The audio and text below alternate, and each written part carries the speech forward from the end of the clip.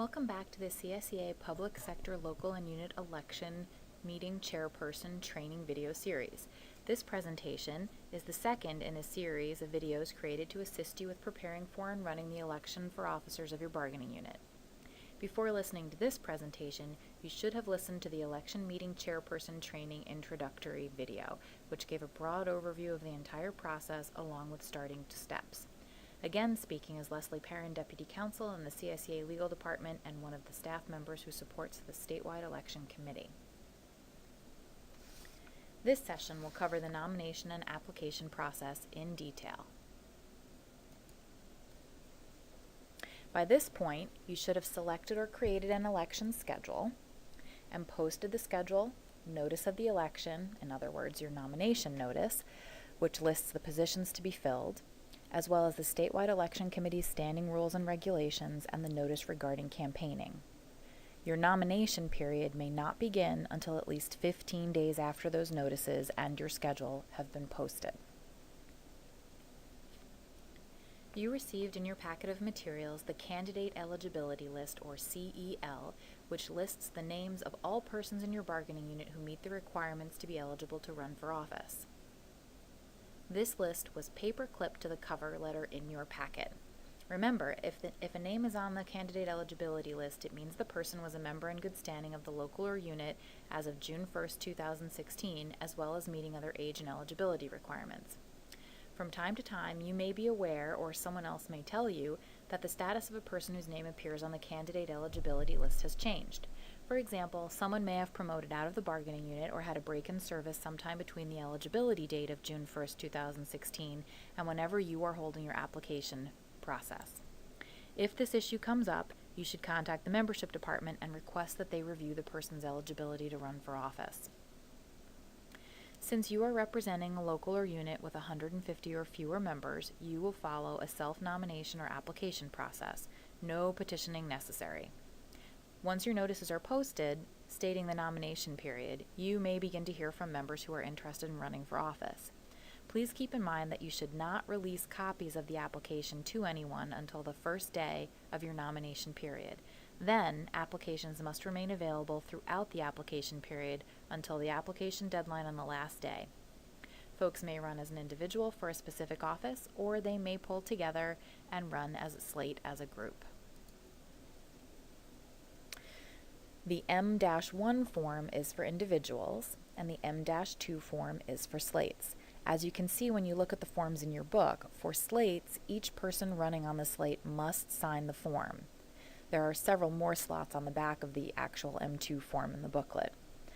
When a member requests an application form, you should check that person's name appears on your candidate eligibility list before you give them the application.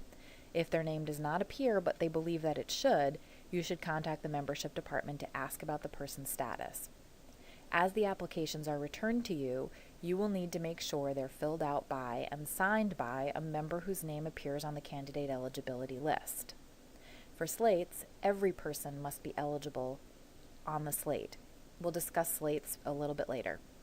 Applications must be signed and received by you by the deadline set for the close of the application period. Applications received after the deadline cannot be considered. After you have verified the eligibility of all applicants, you must notify them each of whether they have successfully or unsuccessfully qualified as a candidate for office. In some instances, you may receive only one timely eligible applicant for office. In that case, you'll be sending a notice that the applicant has been elected unopposed to that office. Where you have only one person qualify for an office, that person is deemed duly elected to that office. No one will have to vote for them. If you're extremely lucky and there are unopposed candidates for every office being run in your local or unit, you will never have to get to the balloting stage of the process. You can simply report your results to your members and to headquarters, and you are finished. That rarely happens, however. If you have any positions for which there are multiple eligible candidates, you will need to move on to balloting. In our next session, we will discuss what happens when you're putting your ballot together with some offices already filled by those and some where there is no opposition.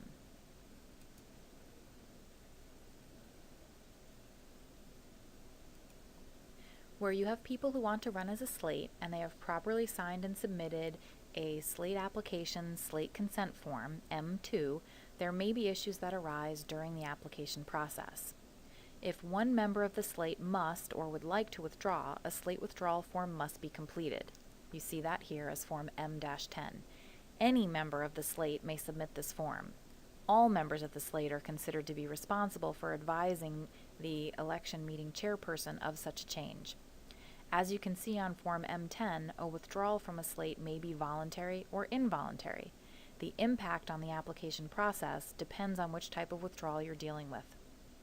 If a withdrawal is involuntary, the candidate will be removed from the slate, and the remaining candidates get to choose whether they wish to continue with a vacant position or to fill the vacancy with another person. They would then appear as a slate with a vacant spot on a ballot. If the slate opts to add a running mate and reconfigure the slate, the original slate application must be returned to the election chairperson to be marked as withdrawn and disregarded, and a new slate application and consent form must be requested and completed during the application period. When a member of a slate withdraws for a voluntary reason, that person may not appear as a candidate on another slate. In other words, they can't break up with one group of friends and then get together with another group of friends. They may, however, seek office as an individual candidate by self-nominating in that manner. The rest of that slate will be given credit as having filed an original application and will be placed on the ballot as individual candidates for the offices for which they wanted to run. Alternatively, the remaining members of the slate may opt to reconfigure their slate and complete and submit a new slate application in a timely fashion.